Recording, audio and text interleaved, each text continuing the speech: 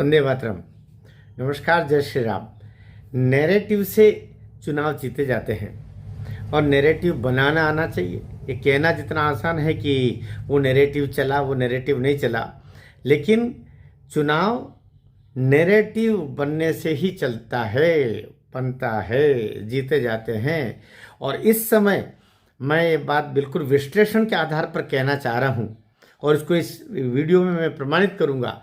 इस समय नैरेटिव बनाना और इस नैरेटिव पर काम करते हुए उस नैरेटिव को मजबूत करना और उसको मतदाताओं के माध्यम से विजय मुद्रा तक लेके जाना, ये कार्य कोई इस देश में इस समय कोई नेता कर रहा है तो वो है उत्तर प्रदेश के मुख्यमंत्री योगी आदित्यनाथ जी। योगी आदित्यनाथ जी एक ताज़ा उदाहरण अभी देखिए, यद्यपि वो चुनाव से संबंधित नहीं है लेकिन नैरेटिव की बात है, क्योंकि ये तो अब सोशल मीडिया का ज़माना है। कौन नैरेटिव बना देता है, उस नैरेटिव पर कैसे चलना और या फिर उस नैरेटिव को काटना जो दूसरा आ गया है। तो अभी संभल का उदाहरण आपके सामने है। संभल में तारी बात है कि उस जो शाही मस्जिद थी उसके वहाँ कोर्ट के आदेश से उसका सर्वे मंजूर हुआ। सर्वे के लिए 19 तारीख को एक बार गए, वो सर्वे टीम आ गई। 22 नवंबर को फिर सर्वे टीम गई और उस दौरान वहाँ पर जो दो वर्ग थे, अलग अलग मुस्लिम बंधुओं के दो वर्ग थे। एक अपने आप को देशी मुस्लिम बोलता है, एक विदेशी मुस्लिम बोलता है। जो वहाँ के सांसद हैं वर्तमान में बर्क जी, वो बर्क जी जो उस समय कह सकते हैं कि वो ये कहते हैं कि हम असली मुसलमान हैं। तो असली मुसलमान और नकली मुसलमान, ये जो बाद में वहाँ के जो राजपूत समाज के बहुत सारे लोग जो मुस्लिम बन गए थे, वो यहाँ के उनकी दृष्टि में वो नकली मुसलमान या देशी मुसलमान है। तो देशी मुसलमान वर्सेस विदेशी मुसलमान, इसकी लड़ाई पूरी वहाँ पर थी। और ये जब दूसरी दफ़े वो वहाँ से निकल के उस दरगाह मस्जिद, शाही मस्जिद जो भी वहाँ से निकल के आ रहे थे, तो वो जो द्वंद्व मचा था, वो द्वंद्व दोनों तरीके के मुस्लिम वर्गों के मध्य था। तो उसको लेकिन जो समाजवादी पार्टी और कांग्रेस, इन्होंने उसको इस तरीके से कर दिया कि वो 5 लोग जो मारे गए, उसमें 5 मुस्लिम बंधु मारे गए। ये यद्यपि उन्हीं के द्वंद्व में से हुआ और वो जहाँ पर है वहाँ से 3 तरफ से रास्ता आता है। तो 2 तरफ से जो आमने सामने जो रास्ते बने थे, उनमें से जो लोग आए, जो 2 वर्ग थे मुस्लिम समाज के ही, ऐसा योगी बाबा ने भरी विधानसभा में बोला है।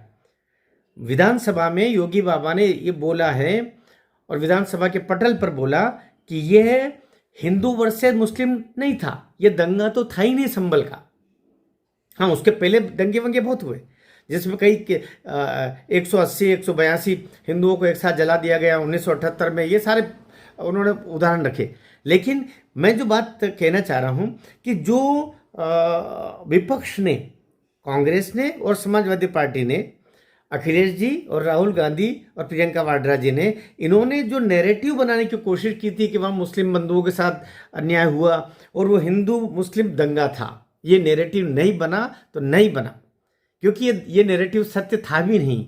लेकिन ये गलत नैरेटिव इसलिए नहीं बन पाया क्योंकि सही नैरेटिव के पक्ष में पूरी ताकत से निरंतर खड़े रहने वाला एक नेता था, वो थे योगी आदित्यनाथ जी, जिन्होंने शुरू से ही इस बात को संभाले रखा कि गलत नैरेटिव बनने नहीं देना है। और आज हम देख रहे हैं कि वहाँ पर इनके जो विपक्ष के नाम पर जो समाजवादी पार्टी, राहुल गांधी, कांग्रेस, जितने भी ये उठे गिरे भाई, यहाँ से वहाँ तक उठ के और गिरे वाली स्थितियाँ करते हैं, वो उसमें सफल नहीं हुए। अर्थात और न ही देश में, दुनिया में ये नैरेटिव, जो गलत नैरेटिव बनाने का प्रयास था उनका कि वहाँ मुसलमानों के साथ में अन्याय हुआ, 5 मुस्लिम मारे गए, योगी बाबा अड़े रहे कि ये पुलिस की गोली से नहीं मरे, उनके आपसी द्वंद्व में मरे। और इसके लिए दोषी न तो प्रशासन है, न ही हिंदू समाज इसमें कोई दोषी है। और ये सर्वे जैसा था वैसे हो के रहेगा, आगे भी हो रहा है। अब रोज बावड़ियाँ मिल रही है, अब रोज वहां पर मंदिर खुल रहे हैं और रोज वहां हनुमान जी की पूजा हो रही है। और भरी विधानसभा में योगी बाबा ने कहा कि भगवान विष्णु का अवतार वहीं से होगा। और हम देख रहे हैं कि वहां पर किले निकल रहे हैं, किले, भवन, बावड़ियां, सब कुछ निकल रहा है। तो जो जो एक गलत नैरेटिव बना करके और इस बात को दबाने के प्रयास किए जा रहे थे, जो सच्चाई थी उसमें योगी बाबा ने सफल नहीं होने दिया। और जो सच्चाई थी और सही नैरेटिव था कि वहां पर हिंदुओं के साथ 100-150 वर्षों से लगातार अन्याय होता रहा है, उससे पहले भी अन्याय होता रहा, और किस तरीके से वहां के लोगों को काटे मारे गए हिंदुओं को, उसको बताने में, सिद्ध करने में और नैरेटिव सही रूप से देने में योगी बाबा सफल रहे। एक उदाहरण दे रहा हूं।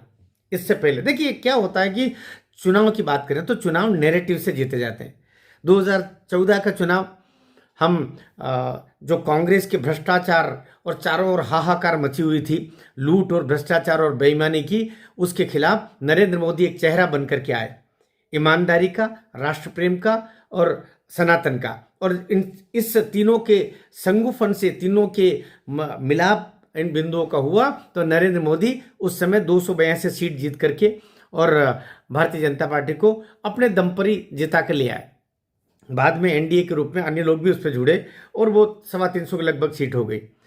2019 की बात करें, 5 साल बाद फिर एक नैरेटिव बना और वो इस दफे का जो पुलवामा में जो अटैक हुआ और पुलवामा के अटैक के खिलाफ देश में जनाक्रोश फैला और मोदी सरकार ने एयर स्ट्राइक करके और पाकिस्तान के 300-350 आतंकवादियों के जो शिविर में उन आतंकियों को मार गिराया गया। तो वो जो वापस देश प्रेम का नैरेटिव बना, उस नैरेटिव ने मोदी सरकार को दूसरी बार 302 सीट दे करके और देश ने आशीर्वाद दिया, देशवासियों ने आशीर्वाद दिया। 2024 का चुनाव नैरेटिव के बिना था। इस समय न पुलवामा का देश प्रेम वाला नैरेटिव था, न ही ईमानदारी और स्वच्छता या भ्रष्टाचार के खिलाफ इस तरह का कोई नैरेटिव था, नैरेटिव विहीन था। तो एक कोई नैरेटिव तो बनना था।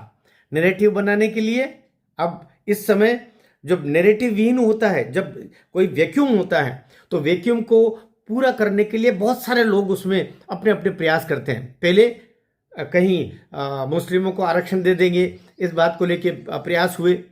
अब की बार 400 पार, इसका नैरेटिव थोड़ा थोड़ा बनने लग गया था, थोड़ी थोड़ी बात लोगों की समझ में आ रही थी, अच्छा लग रहा था। लेकिन इस नैरेटिव को खराब करने में जो अयोध्या का जो आपका उम्मीदवार था लल्लू सिंह भाई, जो बहुत पुराना नेता है, लेकिन उस नादानी से उसने अपने मन से बोल दिया कि 400 सीटें ले आ जाएगी तो हम संविधान बदल देंगे।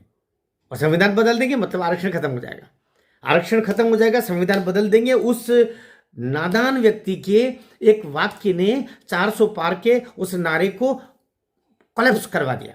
पूरा आपका नैरेटिव जो अब बन रहा था उस नैरेटिव को खत्म करा करके एक बुरा नैरेटिव फिर चुनाव में चला कि संविधान बदल देंगे, आरक्षण खत्म कर देंगे। ये नैरेटिव जो चला, इस नैरेटिव से बाद के जो कम से कम शुरुआत का एक कह लीजिएगा, 1 या 2 फेज के चुनाव हुए थे, बाकी के 3 फेज में और विशेषकर उत्तर प्रदेश, बिहार का जो सारा जो चुनाव था, पश्चिम बंगाल का भी उसी में शामिल था, ये आखिरी के थे, उसमें उस नैरेटिव ने आपका बिल्कुल बेड़ा गर्क करवा दिया एनडीए का और बीजेपी का विशेष तौर से। तो नैरेटिव से, और योगी बाबा का तो उस दौरान कोई था नहीं।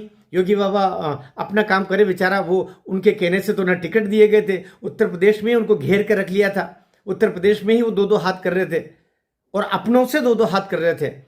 कभी केशव मौर्य कुछ बोल रहे हैं, कभी वो एक आध और कोई दूसरा बंधु वो कुछ बोल रहा है। दिल्ली से उनको सहयोग नहीं, उनका मुख्य सचिव तक दिल्ली से अपॉइंट किया हुआ था। ये सत्य है, कटु सत्य है। बीजेपी वालों, तुमको भी झांक के देखना चाहिए अपने गिरेबान में, किस तरीके से योगी बाबा को परेशान किया। और ये योगी बाबा जब इस लस्त पस्त हालत में थे तो क्या वो उत्तर प्रदेश को नहीं संभाल पा रहे थे, तो बाहर क्या जाएंगे। ऊपर से रही सही कसर, आपके ही एक नेता ने बोल दिया कि हमको तो आरएसएस की आवश्यकता नहीं, अब हम इतने बड़े हो गए हैं कि सब काम हम तो अब खुद करने लगे हैं, हमें बाहर से कोई मार्गदर्शन की और किसी की संरक्षण की आवश्यकता नहीं। तो जैसे वो कोड़ में खुजली होती है ना, उस तरीके का एक उस वाक्य ने तो फिर आगे का सारा बंटा बंटा ढार कर दिया। नैरेटिव विहीन था। एक नैरेटिव शुरुआत में राम मंदिर और 400 पार का थोड़ा थोड़ा चला, एक फेज, दो फेज, लेकिन उसके बाद में वो नैरेटिव फेल हो गया। बाकी के जो 3 फेज थे, वो 3 फेज आपके संविधान बदल देंगे, आरक्षण खत्म कर देंगे। इस फेज ने सारे आपके जो सकारात्मक माहौल था उसको बर्बाद करके रख दिया। रही सही कसर आरएसएस के ऊपर वो जो वक्तव्य दे दिया उसने, क्या मैं समीक्षा कर रहा हूं? और अभी देखिए आप नैरेटिव, अब नैरेटिव हरियाणा, आप तो बिल्कुल हारी हुई लड़ाई लड़ रहे थे हरियाणा में। आप तो लगभग लस्त पस्त हालत में थे महाराष्ट्र में भी, लेकिन एक बाबा ने नैरेटिव चलाया कि बटेंगे तो कटेंगे, और बाबा का नैरेटिव चल निकला हरियाणा में, जहां भारतीय जनता पार्टी अपने 4 दिन पहले अपने बोरी बिस्तर बांध करके एक तरफ बैठ गई थी, वहां पर जनता पक्ष में खड़ी हुई बीजेपी के। वहां पर जनता ने प्रचार प्रसार की जिम्मेदारी अपने हाथ में ले ली और जन आंदोलन के रूप में हरियाणा में तुरंत बीजेपी को वापस बिठाया। बाबा योगी आदित्यनाथ को पूरा श्रेय मिलना चाहिए। उन्होंने एक वाक्य से पूरा नैरेटिव बदल दिया। और जब नैरेटिव, यूँ तो बड़ा कहना आसान है, कह कौन रहा है? कहने वाले का शुद्ध मन, उसके कर्तव्य, अभी उसका जो मनसा वाचा कर्मणा, वो जो बोल रहा है वचन से बोल रहा है, कर्म से जो कर रहा है, वे दोनों। और मन में क्या है? मन, वचन और कर्म तीनों जब एकाकार होते हैं तब आपकी जिह्वा से कहा हुआ शब्द काम करता है, वो दूसरों की अंतरात्मा तक पहुंचता है। यही कारण रहा कि बाबा ने जब समझाया हिंदू समाज को कि बटोगे तो कटोगे, लोगों के समझ में आया, हरियाणा एक तरफा आ गया। यही बात महाराष्ट्र में हुई, बटोगे तो कटोगे। उस नैरेटिव के सामने कोई नैरेटिव नहीं बन पाया। और याद रखना, नैरेटिव बना करके उस चुनाव में उस नैरेटिव को निभाना, ये कोई योगी आदित्यनाथ से सीखे, ये कोई उस बाबा से पूछे, ये कोई उस भगवाधारी साधु से पूछे, ये कोई सन्यासी से पूछे जिसके पीछे पूंछ नहीं आगे सिंह नहीं। वो कर रहा है तो सनातन समाज के लिए कर रहा है, वो कर रहा है तो इस देश के लिए कर रहा है। इसलिए भारतीय जनता पार्टी वालों, टांग खींचना बंद करना। दिल्ली चुनाव में तुम्हारा कोई खेवनहार है तो एकमात्र खेवनहार, बड़ा खेवनहार है मोदी जी। तो काम करेंगे, लेकिन मोदी जी के पीछे कब तक दौड़ते रहोगे तुम? कब तक उस एक तपस्वी के पीछे जाकर के और अपने अपने जो एजेंडे हैं उनको चलाओगे? तुम्हारा कोई भला करने वाला है, तुम्हारा सनातन को कोई विजयी मुद्रा तक लेके आने वाला है, और कुछ भारतीय जनता पार्टी का भविष्य अगर किसी को जनता को दिखाई दे रहा है तो अब योगी आदित्यनाथ में दिखाई दे रहा है। इसलिए योगी बाबा को दिल्ली का प्रभारी बना करके तुम खड़ा कर दो, फिर देखो तुम्हारा 2/3 बहुमत किस तरीके से आता है और नैरेटिव कैसे बनाया जाता है, नैरेटिव को कैसे निभाया जाता है। ये सारे नेताओं योगी आदित्यनाथ जी से सीखो। भारत माता की जय।